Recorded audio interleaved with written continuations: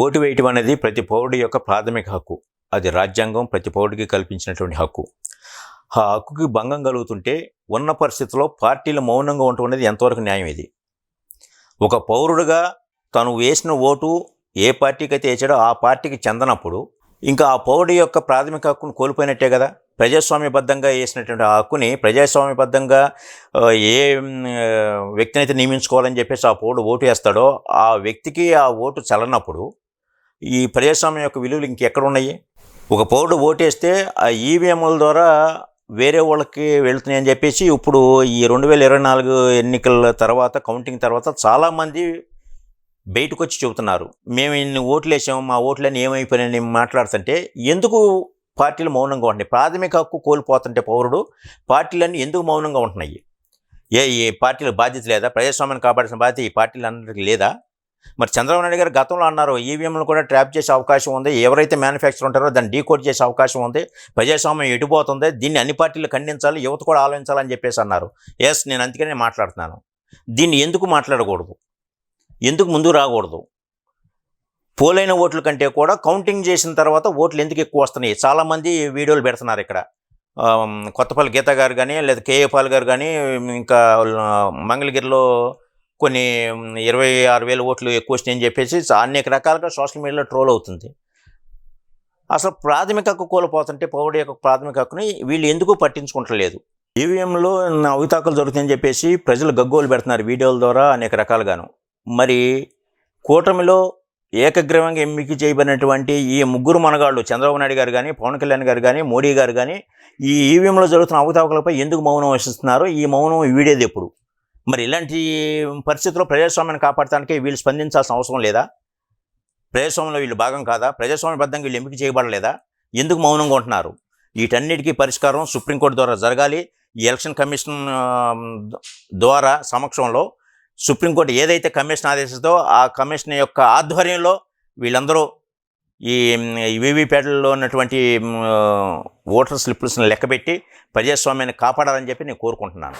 Supreme court అగ్రూవ్డ్ party మాత్రమే apply చేస్తే ఏదైనా సరే 5 ఈవీఎంలు తీసుకుని అందులో కౌంటింగ్ చేస్తాము, వీవీప్యాట్లో కౌంట్ చేస్తాము, అన్ని ఈవీఎంలు కౌంట్ చేయడం కుదరదు అని చెప్పేసి తీర్పు ఇచ్చింది. ఇక్కడ అగ్రూవ్డ్ పార్టీ ఎవరు? అగ్రూవ్డ్ పార్టీ అని చెప్పేసి ఓడిపోయిన వ్యక్తిని అంటే కంటెస్టింగ్ చేసినటువంటి వ్యక్తిని కానీ లేకపోతే ఆ పార్టీని కానీ చూపుతుంది సుప్రీంకోర్టు. కానీ ఇక్కడ అగ్రూవ్డ్ పార్టీలు కాదు, కంటెస్ట్ చేసిన వ్యక్తులు కాదు, పౌరుడు. ఎందుకంటే ఆ పౌరుడు నియమిస్తేనే ఆ వ్యక్తులు శాసనసభ చట్టసభల్లోకి వెళ్తున్నారు. ఈ పౌరుడు యొక్క హక్కును కోల్పోతున్నారు. ఇక్కడ అగ్రూవ్డ్ పార్టీ సామాన్యుడు మాత్రమే, పౌరుడు మాత్రమే.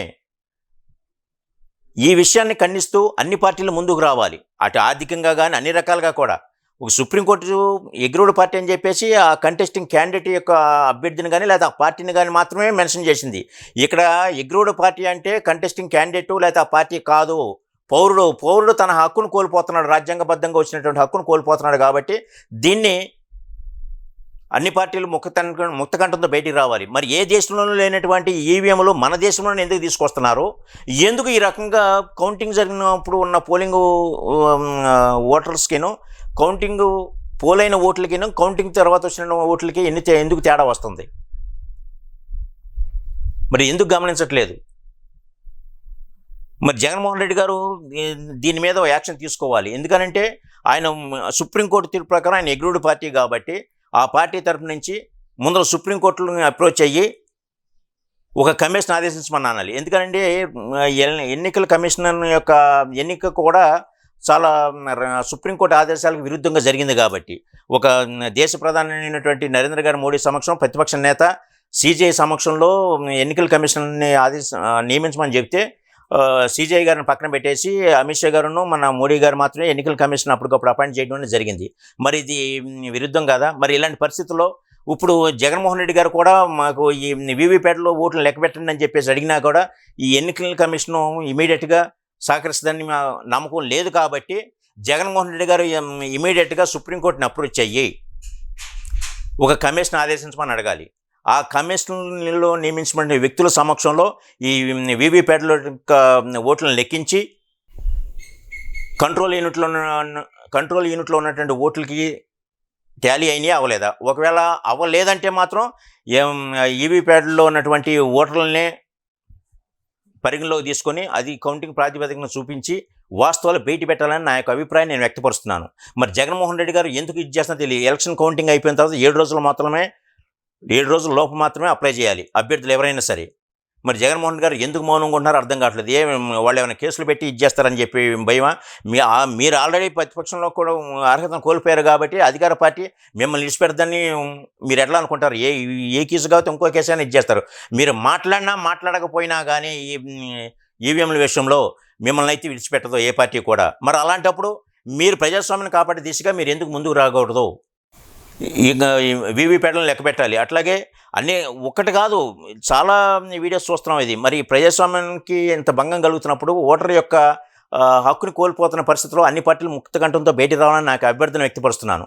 మరి దీనికి ఎంతమంది వస్తారో ఏంటో తెలియదు. కానీ సుప్రీంకోర్టును ఆశ్రయించి సుప్రీంకోర్టు ద్వారా ఒక కమిషన్ ఆదేశించి ఆ కమిషన్ సమక్షంలో మాత్రమే ఈ వీవీప్యాట్లో ఉన్నటువంటి ఓట్లను లెక్కబెట్టి దాన్ని పరిగణలో తీసుకోవాలని నా యొక్క అభ్యర్థన. లేదంటే ఈ ఎలక్షన్ కమిషన్ కూడా ఈ కేంద్ర ప్రభుత్వం చేతిలో తొత్తుగా మారిపోయి అనేక రకాలుగా మ్యానిపులేట్ చేసే అవకాశం ఉంది. కాబట్టి ఇది సరైన ప్రజాస్వామ్యం కాదు. సరైన ప్రజాస్వామ్యం అంటే నేను చెప్పినట్టుగా సుప్రీంకోర్టు ద్వారా ఒక కమిషన్ ఆదేశించి ఆ కమిషన్ సమక్షంలో ఈ వీవీప్యాట్లను లెక్కించి అట్లాగే ఈ కంట్రోల్ యూనిట్లో ఉన్నటువంటి ఓట్లకి ఈవీప్యాడ్లు ఉన్న ఓట్లకి టాలీ అయిందా లేదా? అవ్వలేదంటే మాత్రం ఇప్పుడు కౌంటింగ్లో కూడా ఈ ఏదైనా తేడా వస్తుంటే ఈ కంట్రోల్ యూనిట్ కనుక పనిచేయకపోతే వీవీప్యాడ్లో ఓట్లనే లెక్కేస్తున్నారు. అట్లాగే ఆ టాలీ కానీ అవ్వలేదు, కౌంటింగ్ డిఫరెన్స్ ఉందనుకుంటే కనుక వీవీప్యాడ్లో ఉన్న స్లిప్లను మాత్రమే పరిగణలో తీసుకోవాలి. ఎందుకు తేడా వచ్చింది అనేది కూడా మరి టెక్నికల్ ఇష్యూ కావచ్చు. రేపు ఈవీఎంల మీద నమ్మకం లేకుండా పోకుండా ఉండాలి, ప్రజాస్వామ్యాన్ని కాపాడాలంటే ఈ వాస్తవాన్ని బయటికి తీసుకొచ్చి ప్రజల ముందు పెట్టి రేపు ఏదైనా తప్పులుంటే తప్పులు సర్దిద్దుకోవడానికి అవకాశం ఉంటుందో. లేదు అసలు ఈవీఎంఏ కాదు, మామూలుగా యాక్చువల్గా పౌరుడు ఏంటి బ్యాలెట్ పేపర్ మీద ఓటు హక్కు వేస్తాడు. అది తెలిసిపోతుంది, నేను ఈ పార్టీకి వేసినట్టుగా తెలిసిపోతుంది. అది తర్వాత ఫోల్డ్ చేసినప్పుడు కానీ లేకపోతే ఇంకో డబుల్ సైడ్ ఆనటం వలన కానీ ఏం జరిగితే అది ఆ ఓటు మురిగిపోయినట్టుగా లెక్క పెడుతున్నారు. అది ఒరిజినల్గా కౌంటింగ్ జరుగుతుంది. అది మరి ఈవీప్యాట్లలో ఈవీఎంల ద్వారా నొక్కిన ఓటుని ఎవరికి వేసారో కూడా తెలియకోకుండా ఈవీఎం మ్యానిపులేట్ చేస్తుంటే ఇంకా ప్రజాస్వామ్యం ఎందుకో, ప్రజలు ఓటు వేయడం దానికి ప్రజాస్వామ్యబద్ధంగా ఎందుకు చేయబడ్డారని చెప్పేసి వీళ్ళందరూ శాసనష్టం ఏంటి, చట్టాలు రచించడం ఏంటి? ప్రజాస్వామ్యాన్ని కోల్పోయే దిశగా ఉంటే ఇంకెందుకు మన ఇంత పెద్ద ప్రజాస్వామ్యం చెప్పుకోవడం ఎందుకు? సిగ్గుసేటు ఇది. అందుకని ఇప్పటికైనా సరే ఈ వాస్తవాలని పరిగణలో తీసుకొని ప్రతి పార్టీ ముందుకు రావాలి. ఇవాళ జగన్మోహన్ రెడ్డి గారు ఓడిపోయారా లేదా కూటమి వచ్చిందా అనేది కాదు. ఇది రేపు ప్రజాస్వామ్యానికి భంగం కలుగుతుంది. కాబట్టి ఈ పార్టీ అనేది ముందర పౌరుడి యొక్క హక్కులను కాపాడుకునే దిశగా ఉన్న తర్వాతే మీరు ఏం చేయాలన్నా కానీ ఈ పౌరుడి యొక్క హక్కును కోల్పోతున్నాడు. కాబట్టి ప్రతి పార్టీ ముందుకు రావాలి. దీనికి సంబంధించిన కేసులు పెట్టడం కానీ ఆర్థికంగా కానీ అంగభంగం కానీ ఏదైనా సరే ముందుకు అన్ని పార్టీలు సహకరించాలి. అట్లాగే మన జగన్మోహన్ రెడ్డి గారు అగ్రీవ్డ్ పార్టీ కాబట్టి, మెయిన్ అగ్రీవ్డ్ పార్టీ కాబట్టి ఆయన సుప్రీంకోర్టుని ఆశ్రయించి ఎందుకనంటే సుప్రీంకోర్టుని ఎందుకు ఆశ్రయించమంటున్నానంటే నరేంద్ర మోడీ గారికి ఎన్డీఏలో అధిక మెజారిటీ రాదు, అందుకనే ఎలక్షన్ మేనేజ్మెంట్ని ఎలక్షన్ కమిషన్ వీళ్ళందరూ మేనేజ్ చేస్తున్నారు అనేది ఆరోపణలు సుప్రీంకోర్టు న్యాయమూర్తి అయినటువంటి ప్రశాంత్ భూషణ్ గారు లేవనెత్తారు. కాబట్టి ఆయన సమక్షంలో ఆయన ఆధ్వర్యంలో సుప్రీంకోర్టులో ఒక కేసు వేసి ఒక కమిషన్ ఆదేశించి ఆ కమిషన్ ఆధ్వర్యంలో కనుక ఈ వీవీ బ్యాలెట్లను కనుక లెక్కించి ప్రజాస్వామ్యాన్ని నిలబెడతారా, లేదు అలీబాబా 60 దొంగల్లాగా అందరూ ఇదే రకంగా ప్రజాస్వామ్యాన్ని కూనీ చేస్తూ ఉంటే చూస్తా కూర్చుంటారా అని వేచి చూడాలి. ఏం జరుగుతుందో చూద్దాం.